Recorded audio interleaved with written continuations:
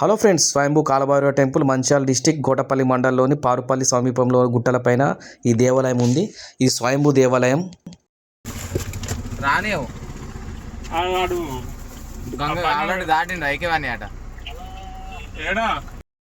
శ్రీధర్ అందరికి హాయ్ చెప్తుండు.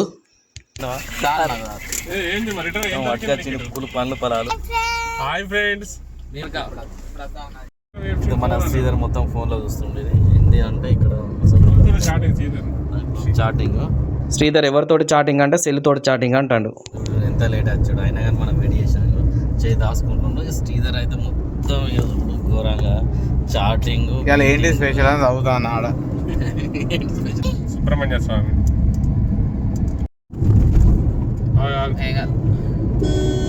నువ్వు జాగ్రత్తగా పోనా. ఇది ఏ బస్? ఇది భూపాలపల్లి బస్.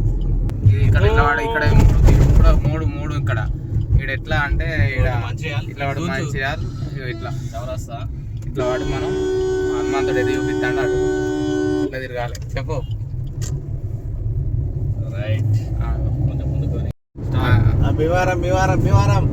రవి భీమారం అంటే మీకు ఏమనిపిస్తుందో కామెంట్ బాక్స్ లో కామెంట్ చేయండి. చెప్తాడు ఇప్పుడు మహేష్ అన్న. చెప్పండి. పారుపల్లి టెంపుల్ దగ్గరికి వచ్చేసామండి. ఇది ఎంట్రన్స్ లో కమాన్ లోపలికి వెళ్తుంటే మనకి కనబడుతుంది. ఇక్కడ రవి కొబ్బరికాయ తీసుకుంటుండు.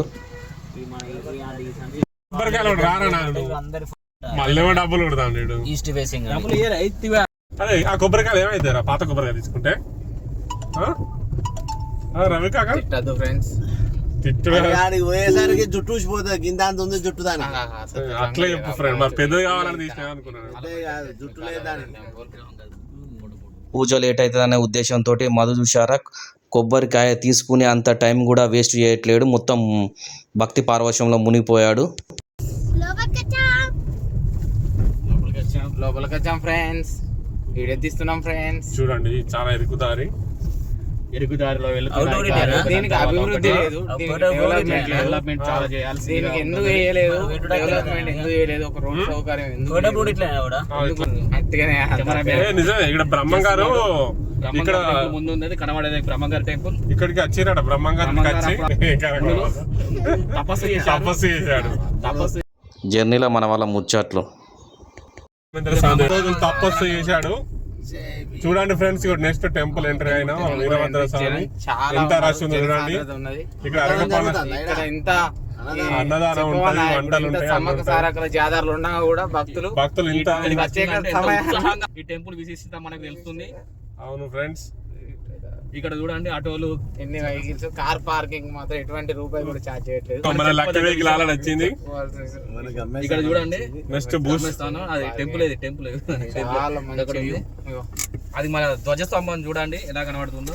ఈ స్థల పురాణం ప్రకారం ఉత్తరంగా ప్రవహిస్తున్న గోదావరిని తూర్పు వైపుకు మళ్లించేందుకు స్వయంభుగా భైరవుడే దిగి వచ్చి దిగంబరంగా ఇక్కడ గోదావరికి అడ్డు ఉన్నాడని మనకు తెలుస్తుంది. ఈ స్థల పురాణం ప్రకారం ఇక్కడ భక్తుల నమ్మకం.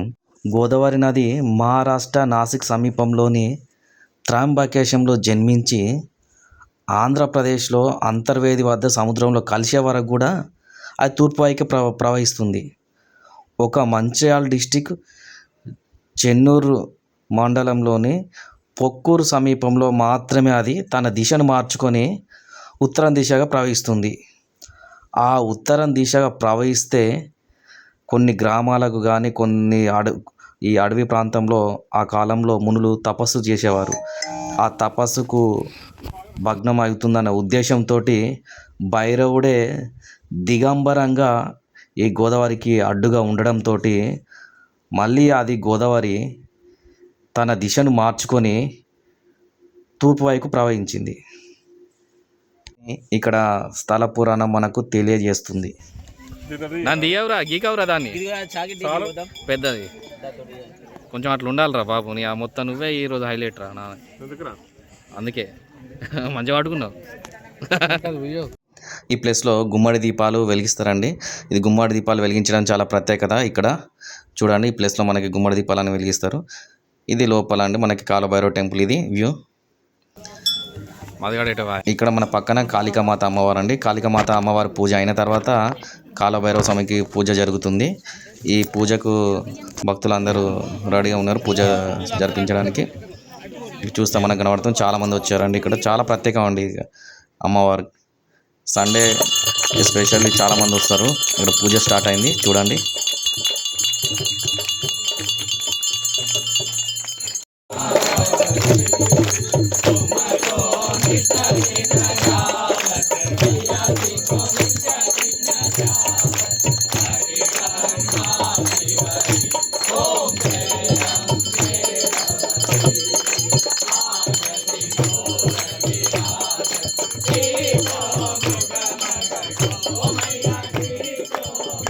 ఈ భజన జరుగుతున్నంతసేపు మైండ్ అనేది చాలా ప్రశాంతంగా ఉందండి. పీస్ ఆఫ్ మైండ్ చూస్తే మీకు కనబడుతుంది చాలామంది ఉన్నారు.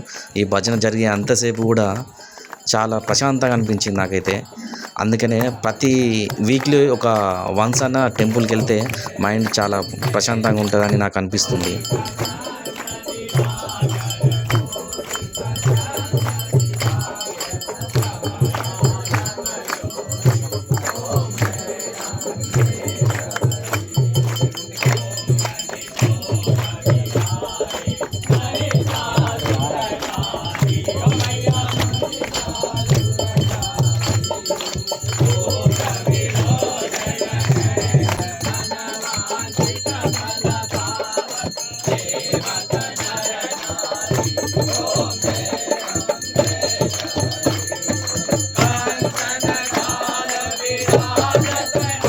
మన శ్రీధర్ కూడా భజనలో పాల్గొన్నాడు. చూస్తే మనకు కనబడుతుండు చూడండి. అటు ఇటు చూసుకుంటా చప్పాలు కొడతాడు. ఇక్కడికి వచ్చిన వాళ్ళు ప్రతి ఒక్కరు పాల్గొనవలసిందే. తెలియకుండానే వాళ్ళు పార్టిసిపేట్ చేస్తారు భజనలో.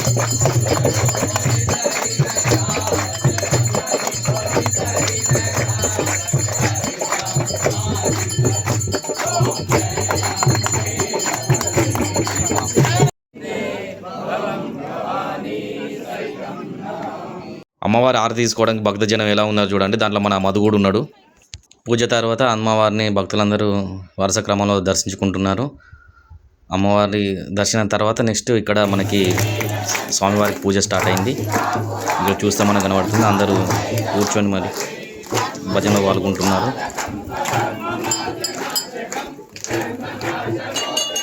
ఇక్కడ మన శ్రీధర్ని చూసినట్టుంటే భక్తులందరూ భజన చేస్తుంటే ఏం చేయాలో ఏం పాట పాడాలో అర్థం కాక అటు ఇటు చూస్తాడు చూడండి. ఇక్కడ అందరిని చూసుడుతోటి శ్రీధర్ కూడా భజనలో పాల్గొన్నాడు. తప్పదు, ఆటోమేటిక్గా మన ఇక్కడ ఉన్న పాజిటివ్ వైబ్స్ అనేది దాంట్లో భజనలో లీనమైతే చేస్తుంది.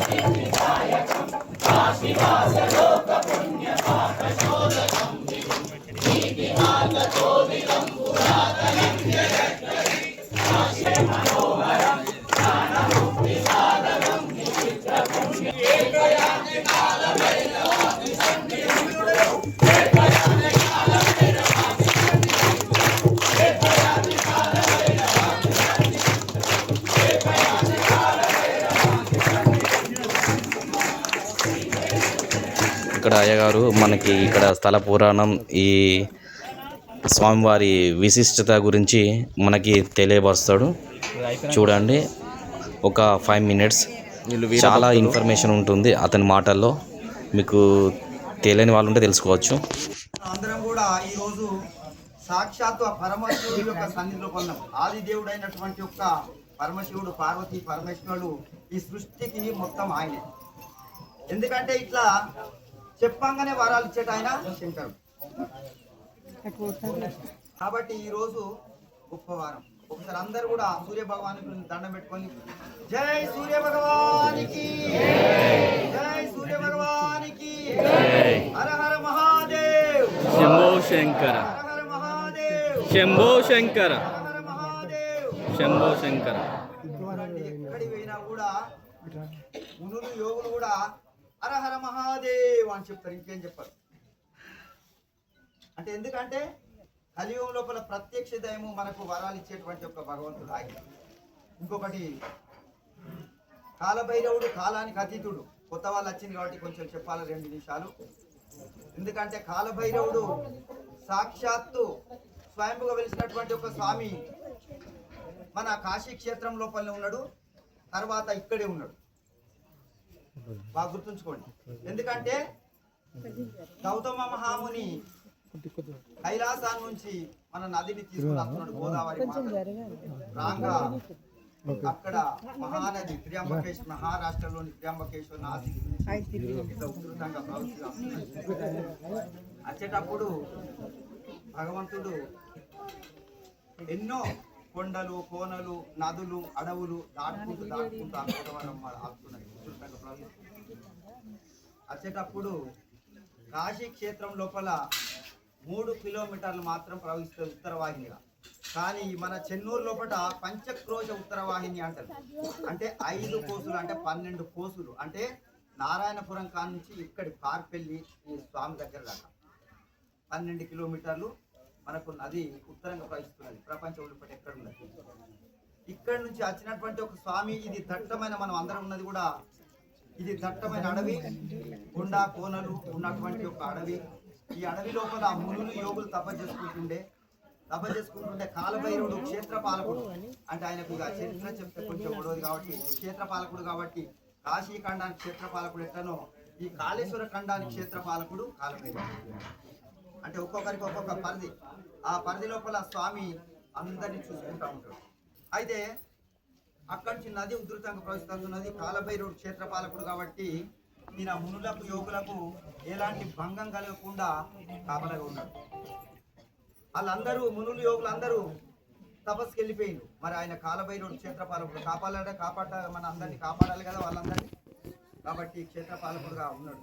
ఉన్న తర్వాత ఉధృతంగా గోదావరి మాత ఇట్లా వస్తున్నది, తూర్పు ఇట్లా ఉత్తరంగా ప్రవహిస్తూ వస్తున్నది. మరి వీళ్ళందరి భంగం కలుగుతుంది. ఇంతకుముందే ఆయన శాపగ్రస్తుడు కాలభైరవుడు కాబట్టి ఏం చేయాలో తోచకపోతే ఆయన ఏం చేసిండు, నగ్నంగా నిలుచున్నాడు. ఒక శక్తి రూపం, ఒక ఆది పెద్ద దేవుని అన్ని త్రిశూలము, ఖడ్గము, ధమరుకము, ఆ నాగం అన్ని పట్టుకొని పెద్ద ఆకాశం తిరిగి నిలుచున్నాడు. ఒక భయంకరమైన రూపం, కాలభైరవ రూపం అంటే కాలు భయంకరం అన్నట్టు, అంత రూపం ఆయన. కాబట్టి నిలుచున్న తర్వాత ఆ అమ్మవారు చూసింది, గోదావరి మాత, ఆమె ఆడేది కాబట్టి చూసి, నాయన ఇక చాలించు, ఆమెకు తెలుసు నువ్వు అంచ దూరదృష్టితో చూసేసరికి ఆమె ఈయన కాలభైరవుడు సాక్షాత్ పరమేశ్వరుడే, నేను ఇట్లా పోతుంటే ఇది ఏదో కాపలాగా ఉన్నాడు కాబట్టి, అడ్డంగా ఉన్నాడు కాబట్టి అని అప్పుడు ఆమె ఇక నీ రూపం సాలించు నానా అని ఇక్కడ దాకా వచ్చింది మాత. వచ్చి ఇక నీ రూపం సాలించు అన్న తర్వాత అప్పుడు కాలభైరవుడు ఇక రూపం సాలించి చిన్న పిల్లగానికి అవతారం ఎత్తిన తర్వాత అప్పుడు ఆ మాత ఆయన కాళ్ళు కడిగి నెత్తిన పొంగేసుకొని ఇక్కడి నుంచి ఆమె ఇటు పయనించేది. ఇక్కడి నుంచి పోయి అక్కడ కాళేశ్వరం దగ్గర అటు నుంచి వచ్చేది ప్రాణహిత, ఇది గోదావరి అంతర్గతంగా ప్రవహించేది సరస్వతి మాత. అందుకే కాళేశ్వరాన్ని త్రివేణి సంగమం అంటారు. 3 నదులు కలిసే త్రివేణి సంగమం అంటారు. ప్రయాగలో జరిగింది కుంభమేళ, తెలుసు కదా అందరికి పోయినోళ్ళు కొంతమంది ఉంటారు. ఆ కుంభమేళలో కూడా గంగా, యమున, సరస్వతి అన్నారు. అక్కడ కూడా అంతర్గతంగా ప్రవహిస్తుంది. అక్కడ కూడా 3 నదులు ఉన్నాయి, గంగా, యమున, సరస్వతి. అంటే మన పురాణాల లోపల ఆ సరస్వతి మాత చెప్పబడి ఉంది. హిమాలయాలకు పోతే మాత్రం అక్కడ కనబడుతుంది. ఎక్కడ కూడా సరస్వతి మాత అంతర్గతంగా ప్రవహిస్తుంది, మనకు లేదు.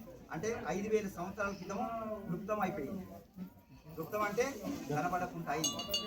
కాబట్టి ఎవరైతే సాక్షాత్ ఈ రోజు భగవంతుని దర్శించుకుంటారో, ఆ పరమశివుని దర్శించుకుంటారో, మీ యొక్క గ్రహ పీడలు, గ్రహ దోషాలు, ఏదైతే పెళ్లిళ్ళు కానోళ్ళు ఏదో ఇట్లా వచ్చినా దర్శనం చేసుకున్నా అయ్యా పెయిన్ అంటే కాదు, ఆయన కష్టాలు పెడతారు, లిస్టులు ఆడతారు, అన్నింటి కూడా బాధపడకుండా అవన్నీ దోచుకోవాలి.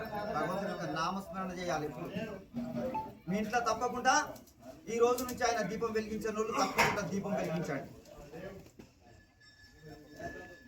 అది ఉన్నప్పుడే మన చీకటిని పారదోతాం. అప్పుడు లక్ష్మీమాత వచ్చి మన ఇంట్లో కూర్చుంటాడు. ధర్మ సంస్థాపన కొరకు శ్రీరామచంద్రుడు అక్కడ కూర్చున్నాడు అయోధ్యలో. జనవరి 22 మర్చించుకోండి, ఆయన ఎప్పుడు స్థాపించాం, ఆయన జనవరి 22 అందరూ కూడా పండుగ జరుపుకోండి. పిల్లలు కూడా శ్రీరామ శ్రీరామ జయరామ దీపాలు పెట్టండి. కాబట్టి ఇప్పుడు అయోధ్య ఈ ప్రపంచం అంతటా భారతదేశం వైపు చూస్తున్నది. ఎన్నో దేశాలు ఇప్పుడు 3వ ప్రపంచ యుద్ధం కూడా రాబోతున్నది. ఆ యుద్ధం లోపల ఎంతమంది ఒక భారతదేశం గురించి చెప్పడం లేదు, నేను ప్రపంచం గురించి రాసింది. అందులో 140 కోట్ల జనాభా ఉన్నది మన భారతదేశంలో. ఎవరు ఎంతమంది మిగులుతారో ఎంతమంది మిగులుతారో ఆ భగవంతుడికి తెలుసు. అందుకే పిల్లలకు కూడా ఈ సెల్ ఉన్నది, సెల్లులో మంచి ఉన్నది చెడు ఉన్నదమ్మా. చూడండి అందరూ కూడా ప్రతి ఒక్క ఇంట్లో నిత్యము భగవంతుడు ఆరాధన ఉండాలి. మన సంస్కృతి మన ధర్మాన్ని మనం అందరం కాపాడాలి.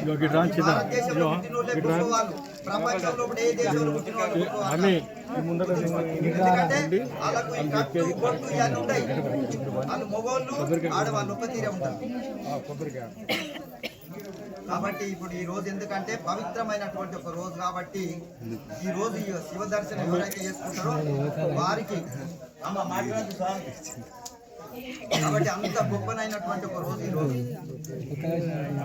కాబట్టి ఆ పితృ దర్శనాలు ఎవరైతే పితృదేవతలకు కూడా ఈ రోజు మూల తర్పణాలు అవి నదుల స్నానాలు చేసి ఇష్టపెడతారో ఎన్నటి నుంచో పోయినటువంటి ఒక పితృ మన ఇళ్లలో ఉన్నటువంటి ఒక పితృ దోషాలు కూడా పోతాయని చెప్పారు. అంటే కొందరు ఇళ్ళ ఎడ్డోళ్ళు గుడ్డోళ్ళు మూగోళ్ళు అంటే మైండ్ ఖరాబ్ అయి ఉంటారు. అటువంటి వాళ్ళకి పితృ తర్పణాలు వదిలిపెడితే వాళ్ళకి మంచిగా అవుతుంది. అంటే పితృదోషాలు ఉండి ఇంట్లో ఇటువంటివి సాగుతాయి. మనం ఎన్ని చేసినా కూడా ఏం కాదు. అంటే వాళ్ళు ఉంటారు ఇంట్లో. అటువంటివి కూడా ఈ రోజు భగవంతునికి ఎవరైతే దీపం పెడతారో ఎవరైతే మీరు మొక్కుకుంటారో దానికి తప్పకుండా ఫలితం ఉంటుంది. కాబట్టి అందరం కూడా ఒకసారి అందరూ ఒకసారి ఎందుకు మాతలకి పంచభూతాలకి నవగ్రహ దేవతలకి అష్ట దిక్పాలకులకి కాబట్టి అందరూ కూడా సమర్పించినట్టే ఆయన యొక్క తరంగాలు మీ అందరిని పడుతున్నాయి. దేవుడిని స్వామివారికి ఆరతి స్టార్ట్ అయింది. భక్తులందరూ లేచి నిల్చొని స్వామివారికి ఆరతి కార్యక్రమంలో పాల్గొంటారు. చూడండి, మీకు చూస్తే తెలుసు.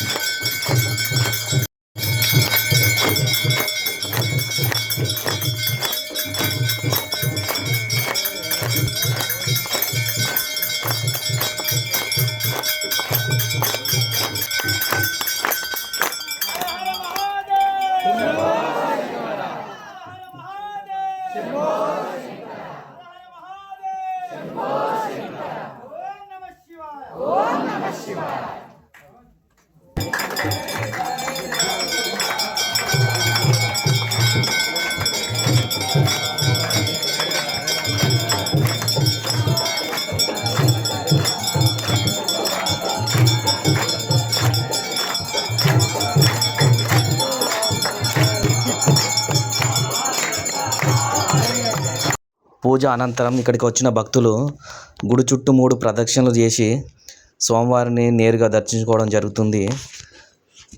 ఇక్కడ చూస్తే మనకు కనబడుతుంది చాలామంది భక్తులు వచ్చారండి. ఈరోజు సండే స్పెషల్ చాలామంది వస్తారు ఇక్కడికి టెంపుల్కి. ఇక్కడ దర్శనానంతరం ఇక్కడ అన్నదాన కార్యక్రమం కూడా ఏర్పాటు చేయడం జరిగింది. మన వాళ్ళు కూడా అన్నదాన కార్యక్రమంలో పాల్గొన్నారు. చూస్తే కనబడుతుంది ఎలా తింటున్నారో.